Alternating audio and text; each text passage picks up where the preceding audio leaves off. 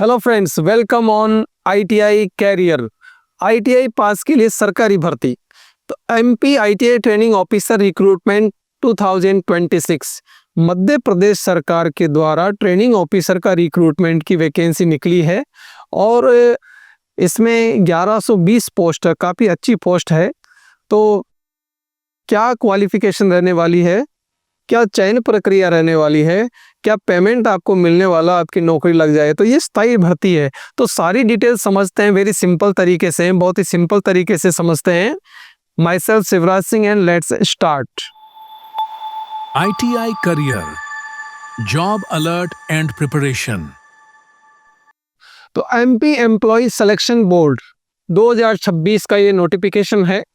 मध्य प्रदेश सरकार के तकनीकी शिक्षा विभाग के अंतर्गत आईटीआई संस्थानों में प्रशिक्षण अधिकारियों की, आईटीआई केंद्रों पे प्रशिक्षण अधिकारियों की भर्ती के लिए विज्ञापन जारी किया गया है।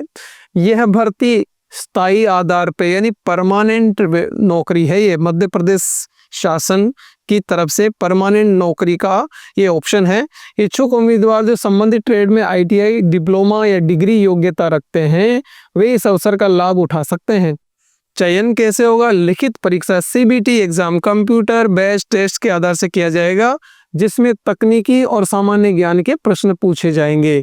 तो और ज़्यादा डिटेल के लिए आप हमारे ITIcareer.in पे जा सकते हैं। एनसीबीटी ऑनलाइन पे आप स्टडी मटेरियल आपको मिल जाएगा।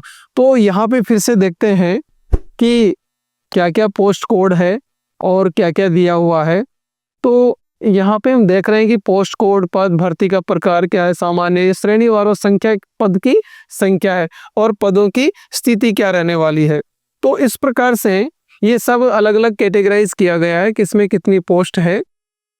और शुरुआत में तो आप जानते हैं सरकारी नौकरी में अनियमित ही होते हैं, लेकिन बाद में जाके जब प्रोबेशनरी पीरियड पूरा हो जाता है तो फिर उसको हम परमानेंट नौकरी कहते हैं।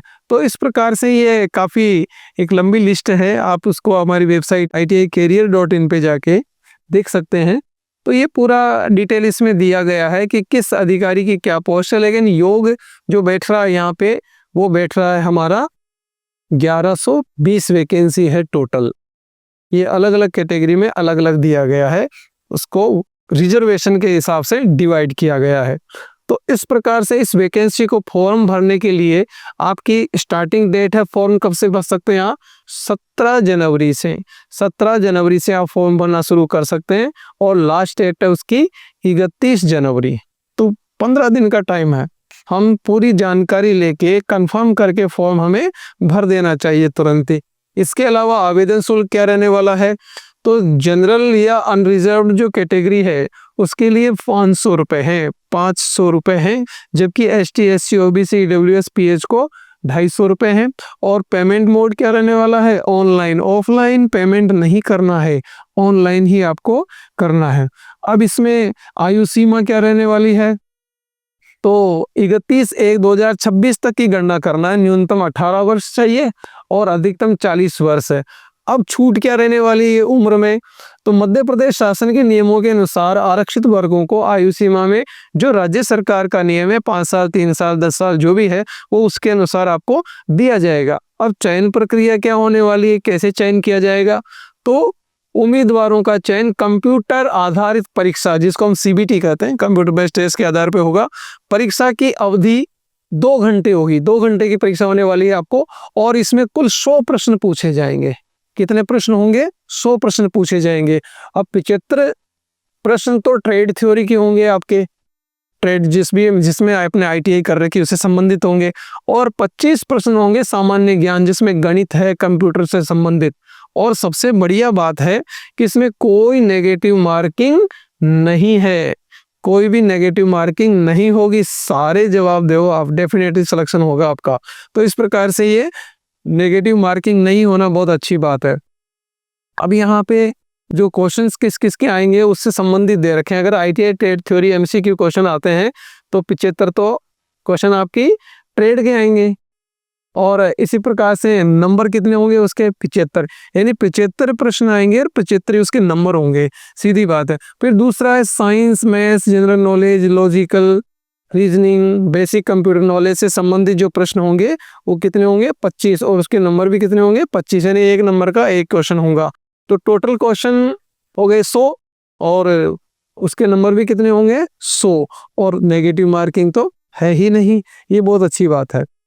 उसके अलावा वेतनमान क्या रहने वाला है, भाई नौकरी लग गई, और नौकरी लगने के बाद मिलेगा क्या, ये तो हम सोचते हैं, डेफिनेटली सोचते हैं, तो बहुत अच्छा पेमेंट है यहाँ पे 32,800 से 1,03,600। ये लेवल 8 के अनुसार जो भी पेमेंट लेवल है गवर्नमेंट का, उसके अनुसार आपको पेमेंट दिया जाएगा। बहुत अच्छी और बहुत अच्छा ऑप्शन है ITI वालों के लिए।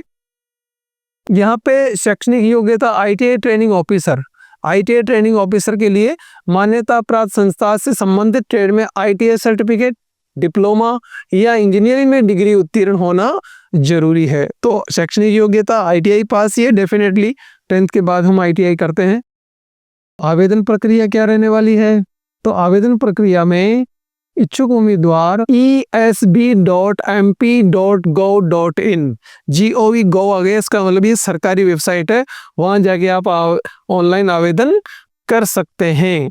हम आपको बताना चाहते हैं कि जो सारे इंपॉर्टेंट लिंक है, जैसे कि ऑफिशियल नोटिफिकेशन देखना आपको डाउनलोड कर सकते हैं, आप आवेदन लिंक डायरेक्ट जा सकते हैं, आप ऑफिशियल वेबसाइट को विजिट कर सकते हैं, टेलीग्राम चैनल और व्हाट्सएप चैनल भी है हमारा।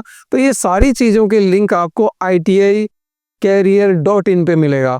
अगर वहाँ जाके आप देखते हैं तो सारे लिंक डायरेक्ट आप उस वेबसाइट पे जाएंगे जो सरकारी वेबसाइट है, वहाँ जाके आप फॉर्म भर सकते हैं। तो वीडियो को डेफिनेटली आप लाइक, शेयर और सब्सक्राइब जरूर करें हमारे चैनल को। Thank you for watching.